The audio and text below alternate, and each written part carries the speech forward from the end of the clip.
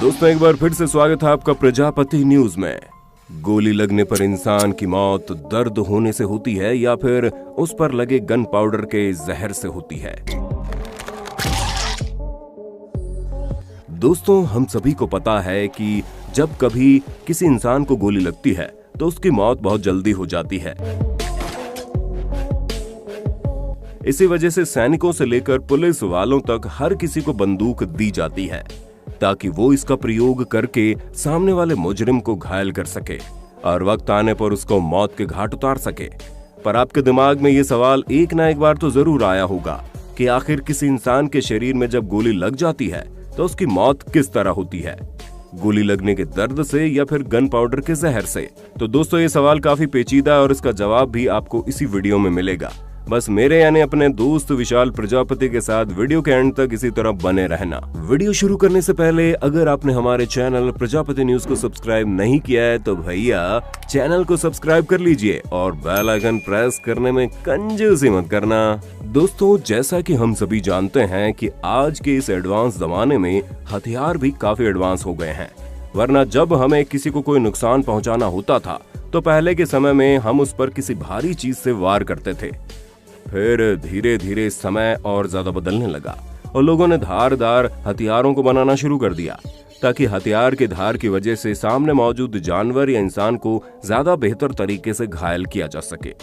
लेकिन जैसा कि हम सभी जानते हैं कि हथियार तो धारदार हो जाते हैं, लेकिन इनका इस्तेमाल हमें दुश्मन के पास जाकर करना पड़ता है और इतनी देर में दुश्मन भी हम पर उलटवार कर सकता है। इन्हीं सब चीजों को सोचकर बंदूक का आविष्कार हुआ था ताकि इसमें मौजूद बुलेट को आप दूर से ही फायर करके किसी का भी काम तमाम कर सकें। हालांकि अब तो काफी एडवांस तरह की बंदूकें आ गई हैं जिससे ना ही निशाना चूकता है और आप बहुत दूर से वार कर सकते हैं। लेकिन अगर हम एक नॉर्मल बंदूक की बात करें तो उसके काम करने के तरीके के बारे में लोग अधिकतर ये सोचते हैं कि बंदूक से निकलने वाली गोली की स्पीड से लोगों की मौत होती है। लेकिन असली बात आपको पता चलेगी जब आप इस बात को अच्छी तरह से समझ लेंगे कि आखिर बंदूक में से निकलने वाली बुलेट क्या होती है और किस तरह काम करती है। दोस्तों हम में से अधिकतर लोग मानते हैं कि पूरी आकृति ही बुलेट कहलाती है, लेकिन नहीं, ऐसा बिल्कुल भी नहीं है। असल में बुलेट आगे का ठोस धातु होता है और बाकी का हिस्सा बुलेट केस कहलाता है। हालांकि लोग बुलेट केस न कहकर उसे भी बुलेट ही कहते हैं। वैसे दोस्तों बुलेट केस को आम बोलचाल की भाषा में खोखा भी कहते हैं क्योंकि इसी में गन पाउडर भरा होता है और इस गोली के बिल्कुल लास्ट में एक पिन पॉइंट होता है जिस पर प्रहार किया जाता है और इसे इंग्लिश में प्राइमर कहते हैं। अभी तक तो आपने देख लिया कि इसकी बनावट किस तरह होती है, लेकिन अब देखते हैं गोली काम कैसे करती है। दोस्तों अगर सरल भाषा में कहा जाए तो गोली एक छोटी सी मिसाइल या रॉकेट होती है, क्योंकि जिस प्रकार रॉकेट का आगे का हिस्सा ही काम का होता है और बाकी का हिस्सा मात्र ईंधन लेकर जाता है, ठीक इसी प्रकार गोली के साथ भी होता है। क्योंकि गोली के बुलेट केस में एक खास किस्म का विस्फोटक पदार्थ भरा होता है जिसे हम गन पाउडर के नाम से जानते हैं।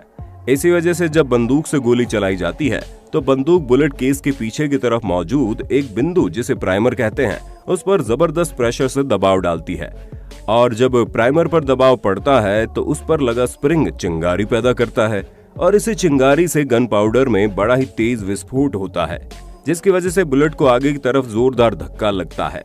बुलेट केस गर्म होकर फैलता है जिस वजह से इसकी बुलेट पर पकड़ कमजोर हो जाती है और गन पाउडर के विस्फोट के कारण उत्पन्न हुआ जबरदस्त फोर्स बुलेट को तेजी से आगे की तरफ धक्का देता है। ऐसा होने पर बुलेट घूमते हुए तेजी से निशाने की ओर बढ़ती है। अब आप समझ गए होंगे कि हम पहले बुलेट को रॉकेट क्यों कह रहे थे, क्योंकि जिस तरह रॉकेट में पीछे फायर करके इसके ऊपर उड़ाया जाता है, ठीक उसी तरह प्राइमर में दबाव डालकर चिंगारी पैदा की जाती है ताकि गन पाउडर में आग लग जाए और बुलेट डायरेक्ट अपने निशाने की तरफ बढ़ जाए। पर दोस्तों अब यहाँ सवाल ये आता है कि गोली लगने से आखिर मौत क्यों होती है। अब आपको ये चीज तो समझ में आ ही रही होगी कि बुलेट के ऊपर कोई भी जहर नहीं लगा होता, बल्कि वो सिर्फ एक फोर्स से अपने निशाने की ओर निकलती है और उसी फोर्स की वजह से इंसान के आंतरिक अंगों पर नुकसान होता है, क्योंकि गोली लगने से शरीर में हो रहा ब्लड फ्लो गोली लगने वाले हिस्से में रुक जाता है और वहां मौजूद ब्लड बाहर की तरफ बहना शुरू हो जाता है।